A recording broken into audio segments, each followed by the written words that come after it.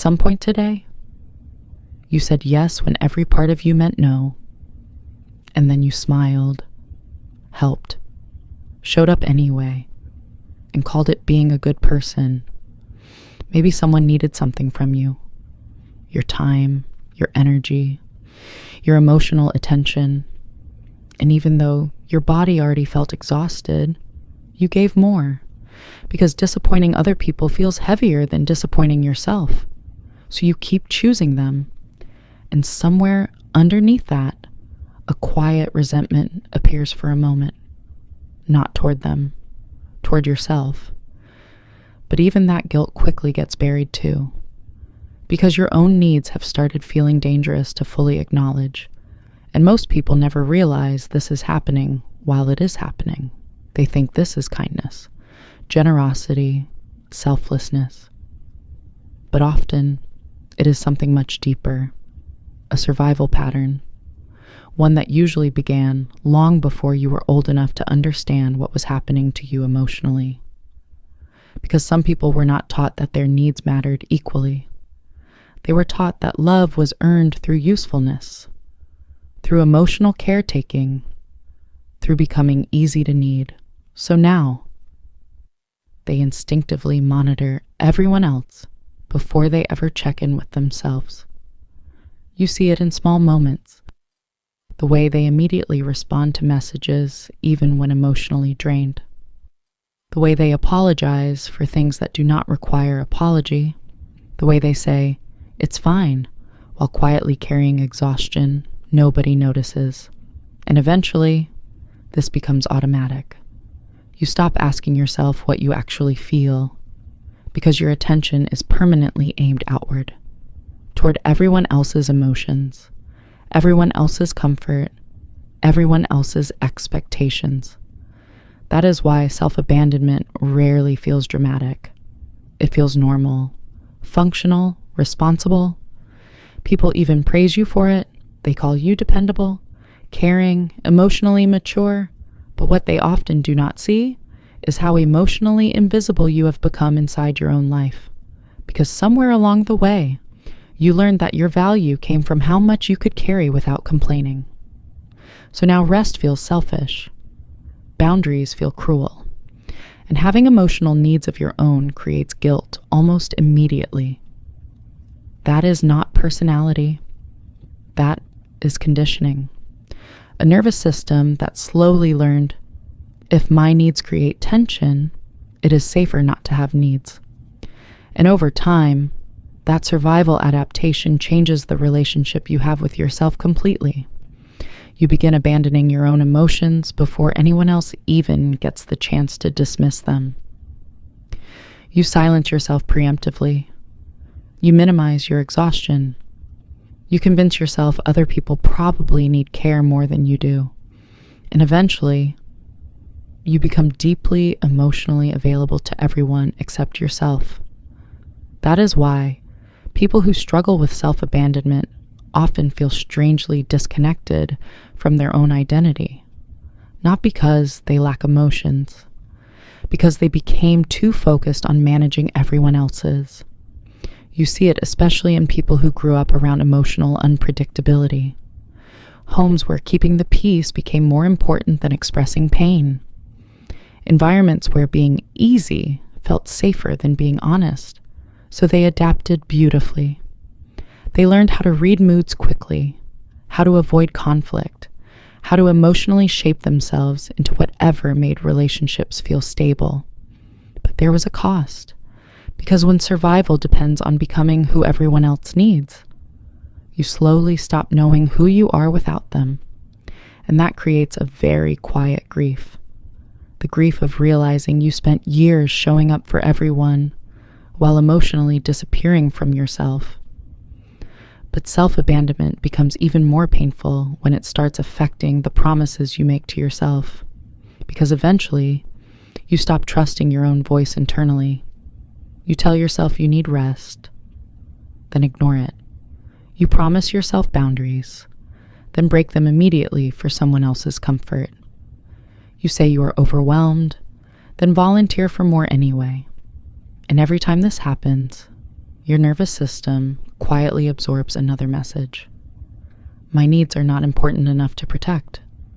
That is why self-abandonment is so exhausting emotionally, because it forces you to live divided against yourself.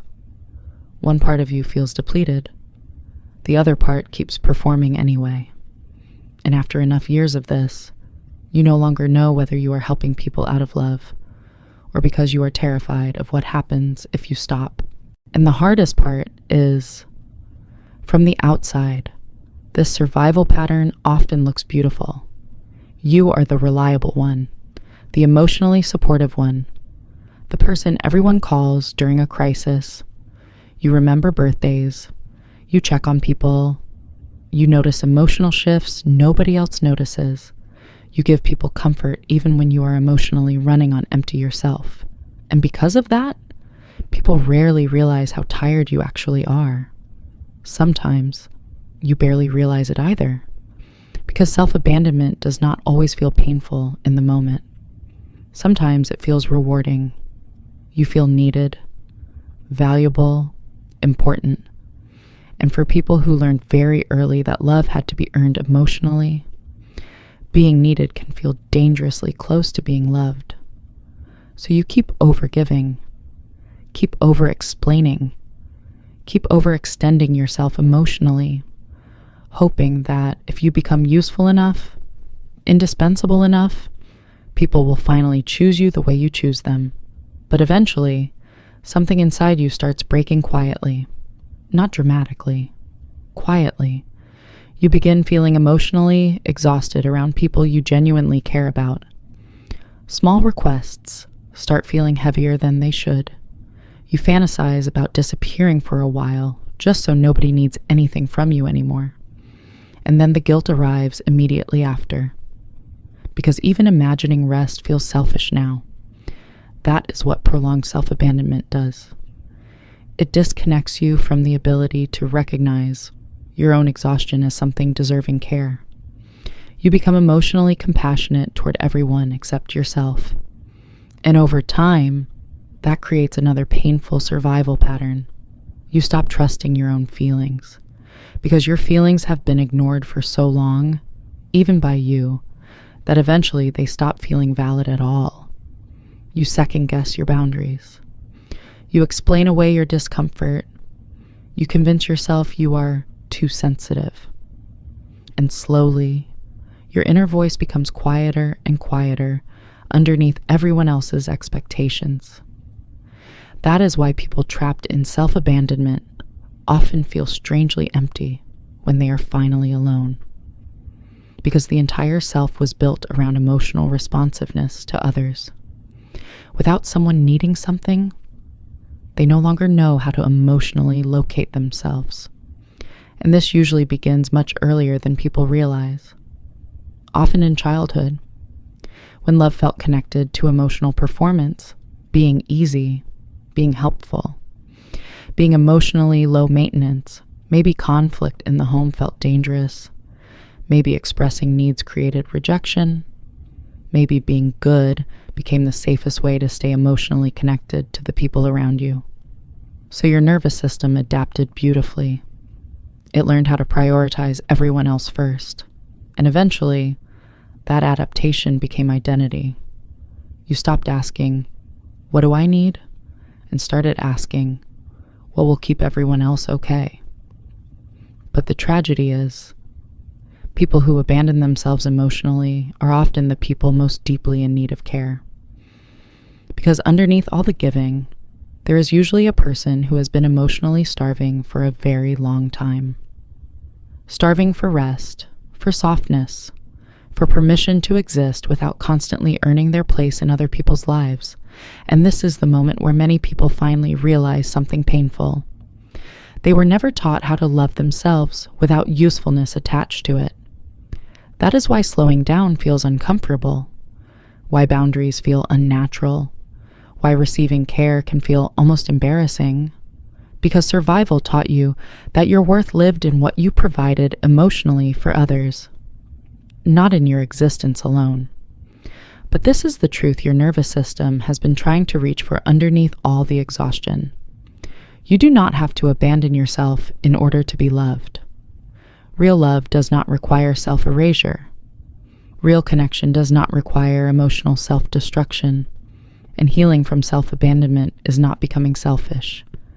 It is finally learning that your needs deserve the same compassion you give everyone else automatically, because the version of you underneath all the overgiving, underneath all the emotional performance, underneath all the exhaustion, was never too much. In fact, they were the one person you were leaving behind the entire time, and maybe healing begins the moment you finally stop treating yourself like someone who must always come last.